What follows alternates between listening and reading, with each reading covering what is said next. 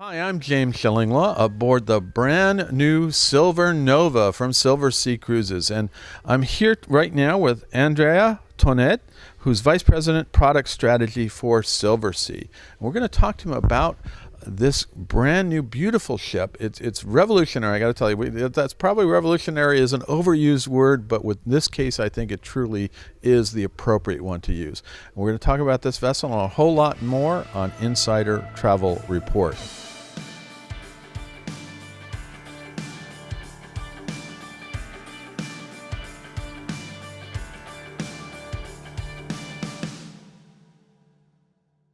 Now, Andrea, first of all, congratulations on this new vessel. I know you've been working at it for a while now, and to see it finally come, and be live and pretty much all finished on this first little 3-day cruise we got. For me, it's 3 days. You guys are going for as far. First of all, tell us, why did Silversea build a ship that really is so radically different from maybe what else is in the Silversea fleet and other cruise fleets? I mean, what was the goal with this one? Well, first of all, we should consider that this is the first prototype that Silversea introduces in like almost 15 years. Last time we introduced a new class of ship was with Silver Spirit in 2009. So when you introduce a new class of ship, not just a new ship, you want somehow to show also what is the vision of the brand for the future, for your product, for your customer experience. So I believe that there are elements that we preserve because they are part of the kind of hallmark of the Silversea experience, but there are other elements in which we really decided to innovate, to intercept where our customer is going. And I think in particular, the openness to the destination was a key driver. And it is open. This ship is so open to incredible deck space, incredible use of windows, and I've never seen quite anything like it. And the way it's also as we keep calling it asymmetrical, because it is a very different kind of design where everything is a little shifted actually in my view shifted to the left if you're looking forward. The cabins are all on one side. The corridors sort of on the other one, and the elevators, the brilliant 3 beautiful glass elevators are on the starboard side. So it's a different design experience.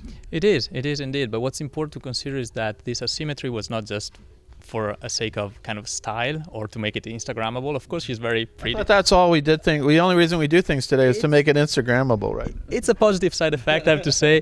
But the main reason was far more important, was to create through the asymmetry this openness to the destination. I mean, if you go to the pool deck, you see this amazing kind of theater to the destination. There's no obstruction. You always have the feeling of being in the heart of the destination. And that was kind of the design ambition that we had behind it. And that has an impact also inside. As you mentioned, there are many areas where we have full floor-to-ceiling glass windows. We have a beautiful atrium now, and we have almost like 95% of the venues that we have on this ship that have sea view, which is kind of unprecedented. It is pretty amazing, and plus the hallways, even the corridors for the staterooms, are really wide. And then sometimes you're like, wow, I'm walking through this hallway down to a restaurant, and it's just massive. And it for a small ship like this, right? Yeah, absolutely. And this applies also to the suite. I don't know if you noticed in your suite, but the frame actually of the windows in your suite have been made much thinner than they normally are, so that you bring a lot of natural light inside. You have a incredible view for every suite, and you have to bear in mind that, of course, every suite has a balcony, which is a first for kind of ocean ships at Silversea. And that's absolutely noticeable. Now, one of the other things is, so this is more of a feeling of a luxury boutique resort than maybe a cruise vessel, right? Yeah, and I think that's something that we bring forward from kind of the older ships as well. That's always been a bit kind of the style of Silversea, this understated luxury, this elegance, this intimacy.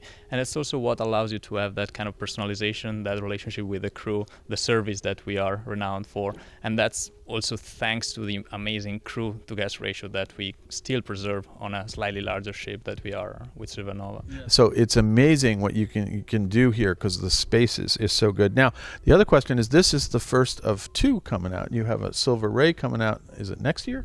Yeah, absolutely. Next summer. Ship is already the construction is already underway in Germany in the shipyard, and she's supposed to arrive next summer. So yeah, anything else after that? Or? Nothing confirmed as of yet, but I can tell you that this is definitely the benchmark. So any construction that will come after this will certainly either be in line with this ship or an evolution, further evolution of this kind of prototype. Well, I saw Jason Liberty, the president and CEO of Royal Caribbean Group's, walking around the ship. So if he likes it, I think you got a few more ships coming because he seemed to like it. So. Yeah, fingers crossed. Yeah, it's very important for us to have the support of the corporation. And I mean, you saw how many beautiful new ships we introduced since kind of the acquisition, and that's been a great accelerator for the whole brand. Before you have been building ships like crazy for in this space. And by the way, 728. That's the number. I think that's exactly the official number of guests. If you have everybody here, we don't have a full complement on this cruise. Now, what is similar to this ship compared to other Silversea ships in terms of dining and things like that? Well, in reality, there are many similarities to our kind of other classes of ships when it comes to the dining choices and also to the accommodation, for instance, or the bars and lounges. When you think of the restaurants, we have some concepts which are signature of Silversea, like Atlantide, like La Terrazza, our signature Italian restaurant. Well, that is indifferent in many ways because it is totally open in the stern of the vessel. I had a lovely dinner with your president, Barbara Muckerman, out, and I'm like, wow, there's so much glass at there's a little jetting out at one point, and we're looking in Trieste Harbor, and it was just gorgeous. Yeah, absolutely. We preserve the essence of this restaurant, so the concept, the type of cuisine, but then when it comes to the decor, the look and feel, of course, we leverage a lot the structure of the ship, this openness, and as you were saying, La Terrazza is a beautiful example. I think it's particularly relevant, La Terrazza, because it's also our main venue for breakfast and lunch, the buffet, and so it's great to have this natural light coming in during the day, and you can enjoy your meal while you're there. But then beyond that, you have obviously restaurants that continue, like La Dame is back here, a little larger and a little bit different concept with a wine pairing, so that's different as well, right? Yeah, that's been further enhanced. Our culinary team did an amazing job in redesigning the menu, of course, staying true to the French tradition, so you will always find your kind of signature French dish, but they gave it yet a different twist, and we have this amazing wine pairing that has been introduced that will complement even further the experience. And then, of course, if you go up on the top decks, you got a brand new sort of new dining venue called Marquis, I believe, right? Absolutely, that's kind of our outdoor food court, let's call it this way, which hosts two types of, let's say, dining outlets. We got our grill, of course, that at night turns into hot rocks. With pizza. Yeah, and we have also the Spacca Napoli, which is our pizzeria where we have our Italian recipes for pizza, of course. In the end, we still have an Italian origin, and we are very keen to deliver the authentic pizza the way it should be. And then I haven't even started to mention your salt concept, which you now have, I believe there are 3 venues on board. There's a salt kitchen, which turns into a chef's table, I believe, at night, and then you have a salt bar, and then there's a salt restaurant, right? Yeah, we got the salt lab, which turns into the chef's table at night. And I think the greatest thing about salt on this ship is the kind of the real estate that we dedicated to these venues, because the salt lab and the salt bar lives now in the upper part of the ship, next to the pool deck. So it has this amazing view, this natural light coming in during the experience, and that's really beautiful. Now, who is this ship designed for? Obviously, you've got to get your existing guests, your Venetian Society members, and you're also, as we mentioned earlier, trying to attract maybe a new guest, someone who is used to going to luxury resorts and things like that, and maybe hasn't thought about cruising before, right? Yeah, absolutely. I'm sure that this ship will be very popular among our loyal guests because, as we were saying before, there are many concepts, many kind of signature restaurants and venues which are kind of in continuity with the rest of the fleet. There is an amazing crew ratio that will ensure the kind of service that they are. And it's a lot of butlers? Yeah, absolutely. Butler service to every suite. We are the only kind of ocean liner to grant that. But at the same time, she will definitely cater also to a newer generation of travelers, thanks to the amazing choices that you have on this ship. Thanks to the design, which is of course a bit more, let's say, contemporary, and also the openness, the view, this idea that you're not just on a cruise ship as a destination, that you're always connected to the place where you're traveling. That is sometimes the reason why people choose to use other means to explore a destination, while here you can explore a destination even if you are still on the cruise ship. Absolutely, and it really is beautiful. We're actually just across. In fact, we can see Venice in the distance, so this is not... Now, if we're out there talking to our travel advisor viewers, and how should they be preparing their client for this ship? What should they be telling them in advance about, if they're regular Silversea customers, if they never have been on a cruise, what are some of the secrets to really enjoying this experience when you come on board?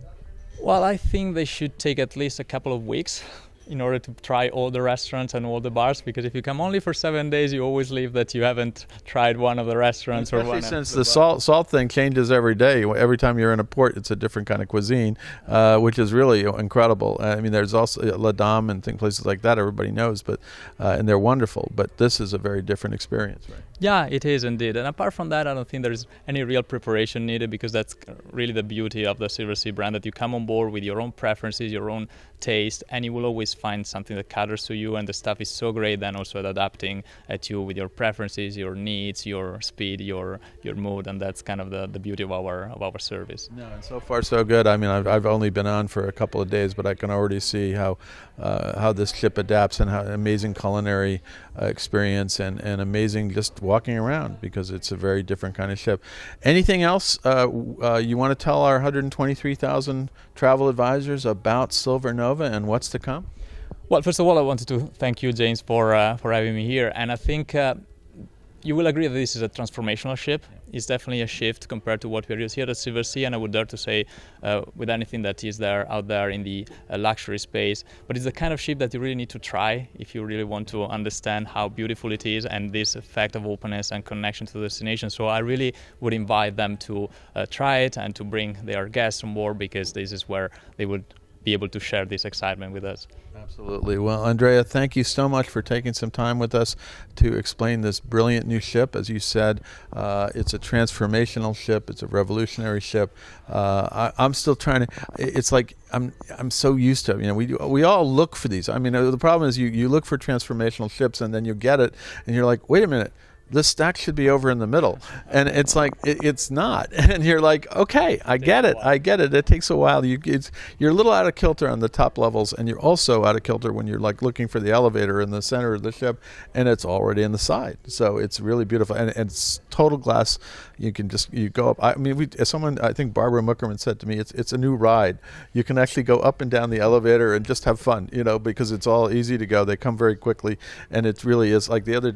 I was taking a tour of the ship. They said, do you want to take the stairs? It's one level up. I said, no, I want to take the elevator, because it really was it was fun. Anyway, you didn't know you had a ride, a Disney attraction on this one, right? You should see the amount of videos that I've already taken in a week that I'm here. Every time that I'm there, there's a different kind of view outside, so it's worth taking a video of the ride on the elevator. Absolutely. Well, again, Andrea, thank you so much, and hopefully we'll see you on board soon. At some point, I'll take a little longer time to actually enjoy all the dining. Again, thank you, sir.